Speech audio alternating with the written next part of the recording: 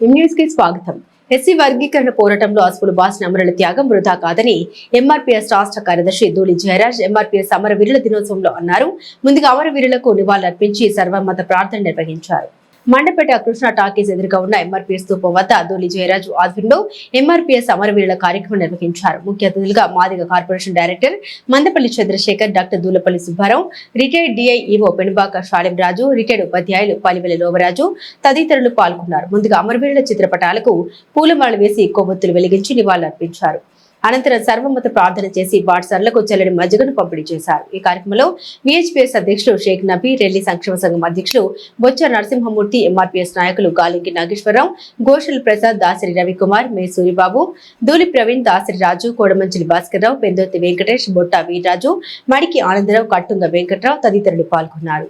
Schedule కులాల్లో అసమానతలు ఉన్నాయని, సామాజిక న్యాయం జరగాలి అని అంటే ఎస్సీ వర్గీకరణ జరగాల్సిందే అని చెప్పి ఆ అసమానతను రూపుమాపడానికి మాదిగ రిజర్వేషన్ పోరాట సమితిని ఏర్పాటు చేసిన పద్మశ్రీ అవార్డు గ్రహీత నవయుగ అంబేద్కర్ మాన్యశ్రీ మందకృష్ణ మాదిగ గారు 30 సంవత్సరాల సుదీర్ఘ పోరాటం ఎక్కడ అంతరాయం లేకుండా, నిర్వీర్యం లేకుండా నడపడం అని అంటే ఆ ఉద్యమంలో ఎలాంటి కార్యకర్తలు ఉన్నారో మనకు స్పష్టంగా అర్థమవుతుంది. ఏ ఉద్యమంలో లేనటువంటి కార్యకర్తలు ఈ ఉద్యమంలో ఉన్నారు అనడానికే ఎంత త్యాగానికి సిద్ధపడిన చరిత్ర ఉన్నదని అంటే ప్రాణాలని కూడా లెక్క చేయకుండా వేడి నీళ్ళు పోసుకోవడానికే కాలిపోతుందని భయపడే ఈ రోజుల్లో పెట్రోల్ పోసుకుని దాదాపు 90% కాలిపోతూ అన్నా కృష్ణన్న మేము చనిపోతున్నామన్న బాధ లేదు, కానీ జాతికి వర్గీకరణ సాధించి పెట్టేంత వరకు వర్గీకరణ ఉద్యమాన్ని ఆపొద్దని చెప్పిన చరిత్ర మా మాదిగ అమరవీరులకు ఉందని చెప్పి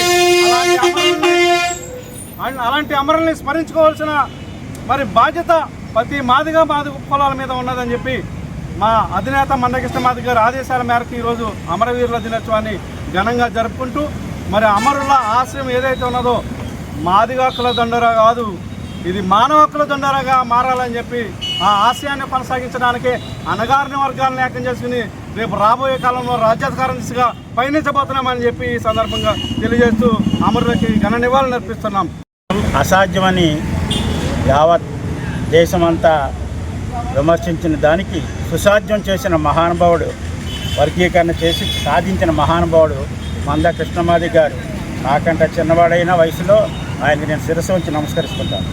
కారణం 30 సంవత్సరాల అలిపిడిగిన పోరాటం, అమ్ముడు పోనుతనం, నిబద్ధత, మడమ తిప్పని లక్షణం, ఇవన్నీ కూడా ఉడికిపుచ్చుకోబట్టే ఆ మహానుభావుడు ఒక రాష్ట్రానికే కాకుండా ఆంధ్రప్రదేశ్ రాష్ట్రంలో వర్గీకరణ స్టార్ట్ అయిన ఇది ఇప్పుడు భారతదేశంలో అన్ని రాష్ట్రాలు కూడా చేసుకోవచ్చనే చారిత్రాత్మకమైన సుప్రీంకోర్టు తీర్పును సాధించిన మహానుభావుడు ఎవరంటే అది మంద కృష్ణమాదిగ గారు. ఈ వర్గీకరణ సాధకునికి మెయిన్గా ఆ రోజు ఆగస్టు 1వ తారీఖుని ఆయన జడ్జిమెంట్ రాగానే ఈ మొట్టమొదటిగానే ఈ వర్గీకరణ కోసం అసువులు బాసిన అమరవీరులకు నేను ఈ విజయాన్ని అంకితం చేస్తున్నానని చెప్పింది మహానుభావుడైన. అదేవిధంగా ఈరోజు మార్చి 1వ తారీఖు గతంలో జరిగిన బిడ్డలో ప్రాణాలు అర్పించినారు. నిజంగా అది చాలా బాధాకరమైన విషయం. ఆ విషయాన్ని తలుచుకుంటే ఎవరికైనా సరే అది భావోద్వేగానికి లోనే పరిస్థితి. అలాంటి పరిస్థితులు వారు చేసిన త్యాగాల ఫలితమే ఈరోజు వర్గీకరణ సాధించుకునే దిశగా మనం ప్రయాణం చేస్తున్నామంటే అది నిజంగా వారికి ఘనమైన నివాళి అర్పించడము మన ధర్మంగా ఇవాళ భావించి అన్నగారి ఆశయానికి అనుగుణంగా ఈరోజు మనందరూ కలిసి అమరులైన వారి అందరికీ కూడా మనం ఘనమైన నివాళులు అర్పించే కార్యక్రమం చేపట్టినందుకు చాలా సంతోషంగా ఉంది.